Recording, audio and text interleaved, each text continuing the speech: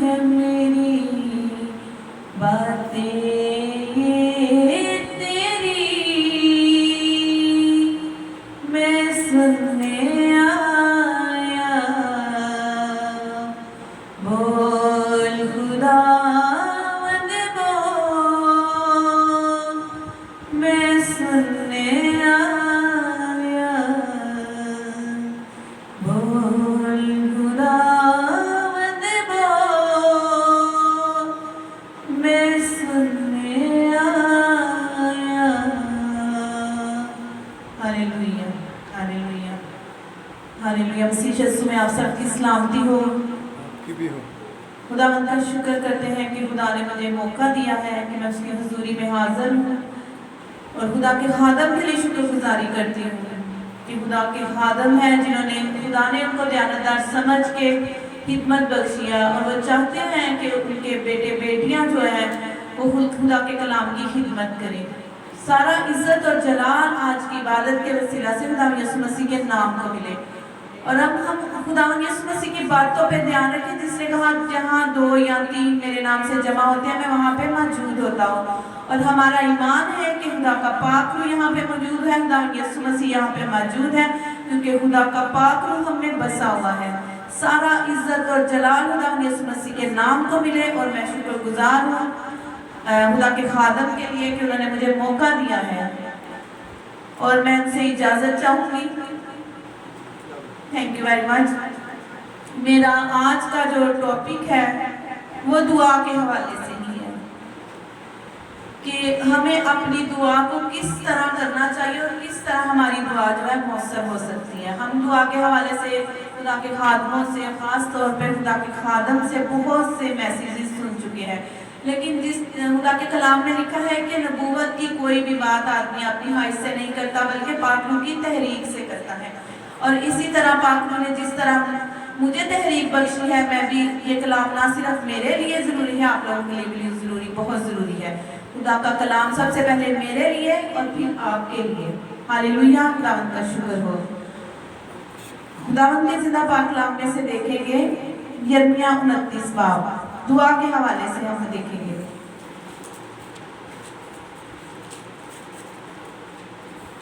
यिर्मयाह 29 बाब और उसकी 11 आयत से, क्योंकि मैं तुम्हारे हक में अपने ख्यालात को जानता हूँ, खुदावंद फरमाता है, यानी सलामती के ख्यालात बुराई के नहीं, ताकि मैं तुमको नेक अंजाम की उम्मीद बख्शूं। अब जो हमारी वर्स है आज के कलाम के मुताबिक, तब तुम मेरा नाम लोगे और मुझसे दुआ करोगे और मैं तुम्हारी सुनूंगा और तुम मुझे ढूंढोगे और पाओगे जब पूरे दिल से मेरे तालिब होगे। हालेलुया, खुदा के कलाम में लिखा और मुझसे दुआ करोगे मैं तुम्हारी सुनूंगा। आज का खुदावंद ने हमें मौका दिया, हम खुदा से दुआएं करते हैं, लेकिन खुदावंद यीशु मसीह ने जो हमें दुआ का पैटर्न दिया, हम उस पैटर्न को देखेंगे। मत्ती की इंजील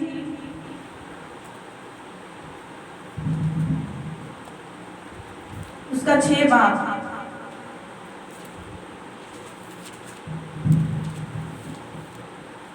और उसकी 9 आयत से देखेंगे। खुदा यीशु मसीह ने मुकद्दस मत्ती रसूल के वसीला से का जो अंजीली बयान है उसमें बयान किया दुआ के हवाले से, ए हमारे बाप तू जो आसमान पर है, तेरा नाम पाक माना जाए, तेरी बादशाही आए, तेरी मर्जी जैसे आसमान पर पूरी होती है जमीन पर भी हो। हमारी रोज की रोटी आज हमें दे और जिस तरह हम अपने कर्जदार को माफ करते हैं तू भी हमारे कर्ज हमें माफ कर और हमें आजमाइश में ना ला बल्कि बुराई से बचा, क्योंकि बादशाही और कुदरत और जलाल हमेशा तेरे ही हैं। आमीन।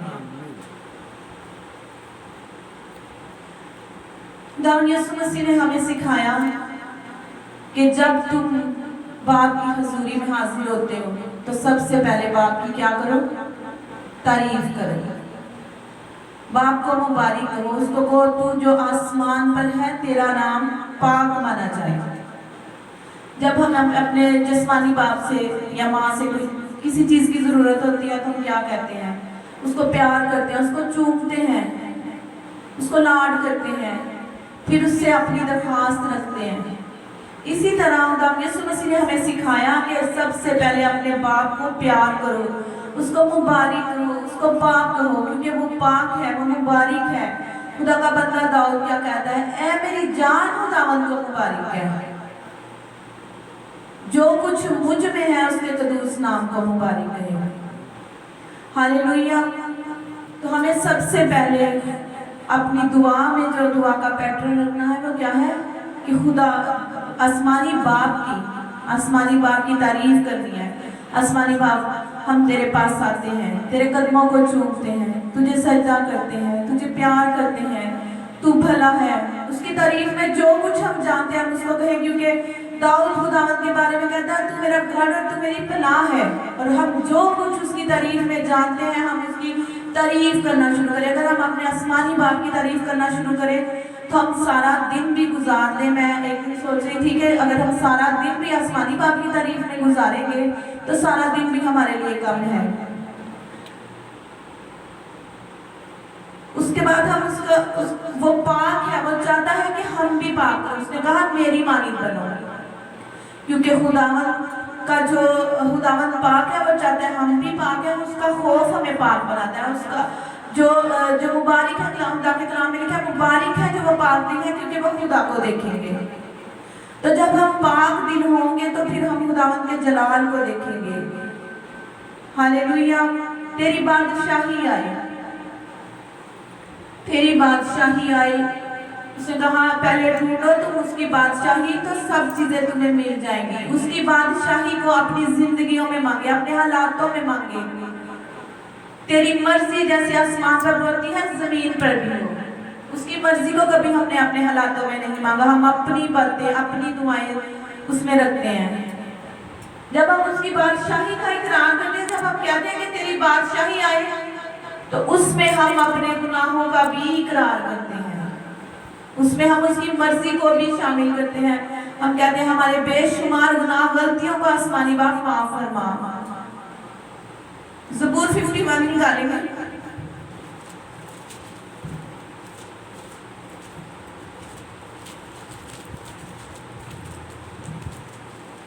इसकी पहली आयत, ऐ खुदा अपनी शफकत के मुताबिक मुझ पर रहम कर, अपनी रहमत की कसरत के मुताबिक मेरी खताएं मिटा दे, मेरी बदी को मुझसे धो डाल, मेरे गुनाह से मुझे पाक कर। ज़बूर नवीस क्या कहते हैं, दाऊद नबी कहते हैं कि ऐ खुदा अपनी शफकत के मुताबिक, ये हम ये इकरार करते हैं कि तू अपनी शफकत के मुताबिक हम पर रहम कर, अपनी रहमत की कसरत के मुताबिक मेरी खताओं को मिटा दे। मतलब अपनी मर्जी को हमारी जिंदगी में पूरी कर, तो तेरी मर्जी के मुताबिक। उसकी मर्जी ये है कि उसने अपने इकलौते बेटे को हमारे लिए बख्श दिया और उसके लहू बहाने से, उसके कोड़े बहाने से हमने शिफा पाई और हमारे गुनाहों से हमें मुआफी मिली है। हालेलुया। हम उसकी शुक्रगुजारी करते हैं। हालेलुया। उसकी 11 नंबर आयत में देखेंगे, हमारे रोज की रोटी आज हमें दे। रोज की रोटी से हम सिर्फ ये जिस्मानी खुराक नहीं है, रोज की रोटी हम ये खुदावंद का कलाम है, जिसकी वजह से हम हर किस्म की आजमाइश पे फतह पा सकते हैं, क्योंकि हमारे खुदावंद यीशु मसीह ने इब्लीस, कब्र और मौत पर फतह पाई। हालेलुया। उसने हमें फतह से बढ़ के गलबा दिया है। हमारी रोज की रोटी आज हमें दे, हमारी रूहानी खुराक हमें दे। रोज की रोटी खुदावंद का जिंदा कलाम है कि उसने कलाम ही से इब्लीस पे फतह पाई जब वो आजमाया गया। मत्ती रसूल की अंजील उसका 4वां बाब। इब्लीस ने खुदावंद यीशु मसीह को क्या कहा 30वीं आयत में, और आजमाने वाले ने पास आकर उससे कहा, अगर तू खुदा का बेटा है तो फरमा ये पत्थर रोटियां बन जाए। खुदावंद यीशु मसीह ने क्या कहा,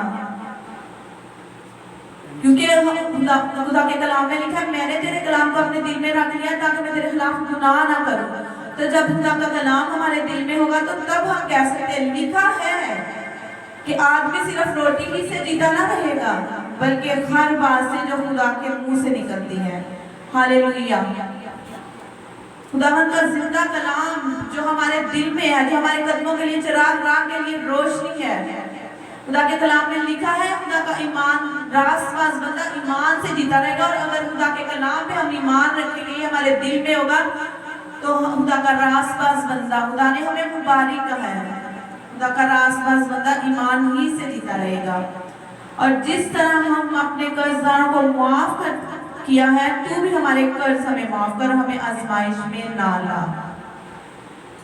जिस तरह हम अपने कर्जदारों को माफ करते हैं, क्या हम अपने कर्जदारों को माफ करते हैं? हम अपने कसूरवारों को माफ करते हैं? हम अपने कसूरवारों को माफ नहीं करते, तो फिर हमें बरकत भी नहीं मिलती। हम कहते हैं हम कहीं पे स्टक हुए हैं, और हम इसी वजह से स्टक होते हैं कि हम अपने कसूरवारों को माफ नहीं करते। जबकि खुदावंद यीशु मसीह ने कहा सच्चाई ईमानदारी के साथ दुआ करो। और सच्चाई और ईमानदारी के साथ हम कैसे दुआ कर सकते हैं? हम अपने दिलों को साफ करके, अपने गुनाह गलतियों का इकरार करते और दूसरों को माफ करके हम सच्चाई और ईमानदारी से अपनी दुआ को मौसर बना सकते हैं। हालेलुया, हालेलुया, खुदावंद का शुक्र हो।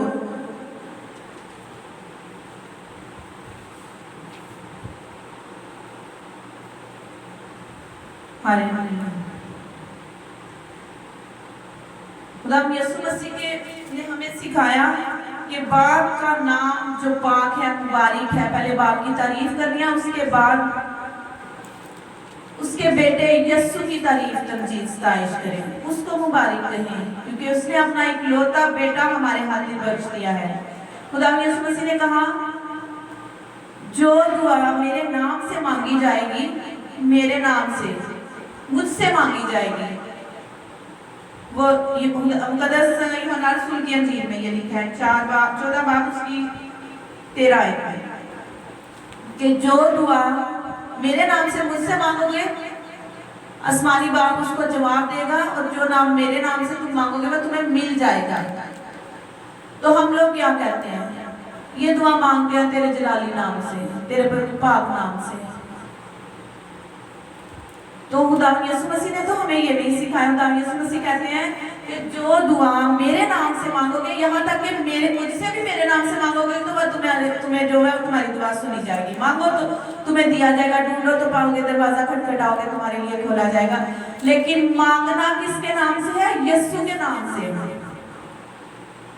हम यीशु मसीह के लहू की तारीफ तमजीद सताइश करें, यीशु मसीह के लहू को पुकारें, यीशु मसीह के लहू को अपने घरानों पर मांगे, अपने बच्चों पर, अपने साथियों पर मांगे, अपने हालातों में यीशु मसीह के लहू की मुदाखलत करें। हालेलुया, खुदावंद का शुक्र हो, खुदावंद का शुक्र हो कि जिसने जो कहता है कि नोहा में हम पढ़ेंगे, नोहा 2 बाब उसकी 19 आयत, उसमें लिखा है कि रात के पहरों में उठ और अपने दिल को पानी की माने खुदा की हजूरी में उंडेल, अपने बच्चों के लिए रो दस्ते दुआ बुलंद कर। तो क्या हम रात के पहरों में उठते हैं? खुदा यीशु मसीह ने जब भी जो मौजज़ात होते थे, उससे पहले खुदा यीशु मसीह सारी रात दुआ में ठहरते थे। खुदावंद के जिंदा पाक कलाम में लिखा है जब खुदावंद यीशु मसीह ने अपने शागिर्दों को चुना, तो खुदावंद यीशु मसीह सारी रात दुआ में ठहरे और उन्होंने फिर अपने शागिर्दों को चुना। फिर जब खुदावंद यीशु मसीह सारी रात दुआ में ठहरे और वो जब तूफान आया और पतरस वो सारे घबरा गए, उस वक्त भी खुदावंद यीशु मसीह दुआ में थे और खुदावंद यीशु मसीह के इख्तियार में हवा पानियों को थमा देने की। और खुदावंद यीशु मसीह ने हमें क्या इख्तियार दिया है? उसे कहा कि मैं अपना इख्तियार तुम्हें देता हूँ कि सांपों और बिच्छुओं को कुचलो और दुश्मन की सारी कुदरत पर गालिब आओ। तो उसके इख्तियार को हम कैसे पा सकते हैं मेरे अजीजों? हम उसके इख्तियार को उसी तरह पा सकते हैं जब हम दुआ में ठहरेंगे, दुआ में ठहरेंगे और फिर हम फतह पाएंगे और उसके हुक्मों को मानेंगे। उसके हुक्म क्या है? उसके हुक्मों को मानेंगे, उसके हुक्मों पर अमल करेंगे। उसने कहा जो दुआ ईमान से मांगी जाती है वो कबूल होती है, क्योंकि अगर हम इस पहाड़ से भी कहेंगे कि खुद समंदर में गिर जा तो वो गिर जाएगा। खुदावंद का जिंदा कलाम हमारे कदमों के लिए चिराग और हमारे राह के लिए रोशनी है। जब हम उसके कलाम को पढ़ेंगे तो हम उसके तालिब बन जाएंगे, उसके महबूब बन जाएंगे, उसके कलाम पर ध्यान बयान करेंगे। जब हम दुआ में ठहरेंगे तो फिर वो हमारे दिल की मुराद को पूरा करेगा, क्योंकि उसने कहा मुझ में मसरूर है तो मैं तेरे दिल की मुरादों को पूरा करूंगा। उसे कहा चूंकि इसने मुझसे दिल लगाया, हम उससे दिल कैसे लगा सकते हैं? जब हम दुआ में ठहरेंगे फिर ही हमारा दिल उससे लग जाएगा। क्योंकि अगर हम दुनियावी बातों पे ठहरेंगे, क्योंकि खुदा के कलाम में लिखा है जहां तेरा माल है वहां ही तेरा दिल लगा रहेगा। तो जब हमारा दिल खुदा के साथ नहीं लगेगा तो फिर हम कैसे उसके तारीफ हो सकते हैं, कैसे उसके महबूब हो सकते हैं, कैसे उसमें मसरूर रह सकते हैं? उसे कहा मेरे हुक्मों पर अमल करो। उसका हुक्म यही है कि सच्चाई से दुआ करो। खुदा का कलाम कहता है जो सच्चाई से दुआ करते हैं खुदा उनके करीब है। जब हम सच्चाई से दुआ करेंगे खुदा हमारी दुआ को सुनेगा और जवाब देगा। लेकिन आज चूंकि जब हम खुदा के कलाम में से देखते हैं तो दुआ के टॉपिक पे खुदा के हादम भी जानते हैं कि दुआ के टॉपिक पे अगर हम सारा दिन भी बैठे रहेंगे तो दुआ का टॉपिक कभी खत्म नहीं होता। हम जितनी भी अनाजील है इन सब में हर बात में खुदा यीशु मसीह ने दुआ के बारे में तालीम दी, हर बात में खुदा यीशु मसीह ने दुआ के बारे में तालीम दी। और दुआ के बारे में तो एक बहुत गहरी बातें हैं जो कि खुदा के खादम जो है, मैं तो एक ना चीज सी बदली हूँ खुदावंद की, और खुदा का पाक रूह अगर हमें बसा होता तो वो हमारे जरिए से हमारे वसीला से बोलता है। और ये कलाम ना सिर्फ मेरे लिए जरूरी है, आप लोगों के लिए भी जरूरी है कि हम इन बातों पर अमल करें, खुदा बाप की शुक्रगुजारी करें, उसके बेटे की शुक्रगुजारी करें, उसके बेटे के लहू की शुक्रगुजारी करें और अपनी तमाम दुआएं जितनी भी हमने दुआएं मांगी होती हैं खुदावंद यीशु मसीह के नाम में बाप के कदमों में रखें। बाप के कदमों में यीशु मसीह के नाम में ले आए आए तो वो हमारी दुआओं को सुनेगा और जवाब देगा, और सारा इज्जत और जलाल हम यीशु मसीह के नाम को देखते हैं। हालेलुया। आज की इबादत का सारा ऑनर खुदावंद के नाम के लिए, यीशु के नाम में, आमीन।